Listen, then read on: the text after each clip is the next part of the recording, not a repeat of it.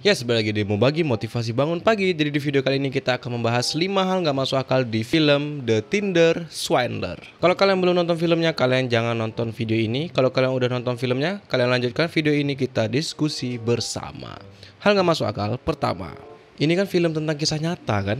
Tentang penipuan yang dilakukan oleh warga Israel kepada perempuan-perempuan di Eropa. Nah, karakter utamanya itu kan para perempuan-perempuan korban penipuan itu dan para pelakunya tersebut. Berarti mereka para karakter utama ini dibayar mahal dong untuk terlibat di film ini. Karena di dalam produksi film ini tuh pasti ada biaya produksi yang besar. Termasuk biaya si sutradara dan talent utama di dalam film ini. Aku nih bukan apa-apa ya, karena kata kawan aku, mereka ini produksi film ini tuh secara sukarela tanpa bayaran. Tapi ini tak mungkin lah ya, orang syuting untuk prank di YouTube aja dibayar, apalagi ini ya kan syuting untuk film di Netflix. Hal gak masuk akal kedua, apakah film ini tuh menunjukkan bahwasannya aplikasi Tinder ini akan jadi buruk ya?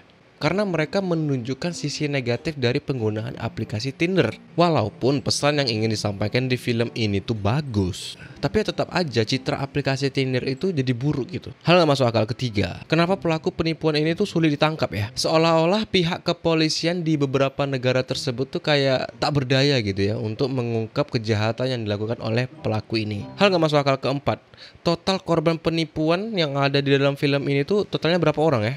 Terlihatnya kan banyak tuh ya, tapi yang hanya jadi sorotan tuh 3 cewek ini aja gitu. Hal gak masuk akal kelima, si Simon Leviev ini kan digambarkan sebagai orang yang ahli dalam memalsukan identitas, misalnya paspor, kartu kredit dan lain-lain. Dan dia memalsukan identitas tersebut dengan siapa ya?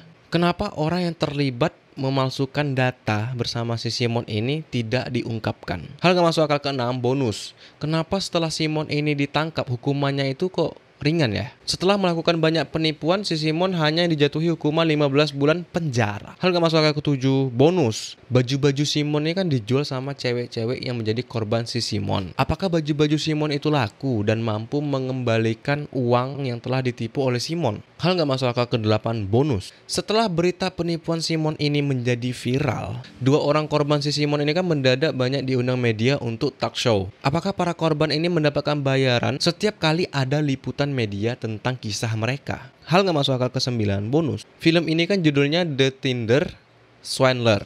Apakah film ini strategi promosi Tinder? Ayo.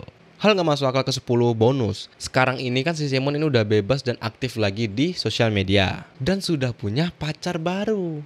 Apakah pacar si Simon ini tahu bahwasanya Simon melakukan penipuan ke banyak wanita? Hal gak masuk akal ke-11, bonus. Di akhir film ini kan kita dikasih tahu bahwasanya pihak produksi film mengajak Simon untuk memproduksi film ini, tapi si Simon justru menolak dan malah mengancam akan menuntut pihak produksi film ini. Tapi kan di film ini foto-foto, video, dan chat Simon sama para korban itu dijadikan materi di dalam film ini. Hal gak masuk akal ke-12, bonus. Setelah film ini tayang di Netflix dan viral, apakah si Simon ini mendapatkan royalti dari film ini? Karena kisah penipuan dia ini dijadikan film di Netflix. Hal gak masuk akal ke-13, bonus. Apakah film ini akan memotivasi orang untuk menjadi the next Simon? Oke, jadi itu 5 hal gak masuk akal bonus 8 di film The Tinder Swindler. Jika kalian punya hal gak masuk akal dan tak terjelaskan lainnya, kalian silahkan komen di kolom komentar di bawah.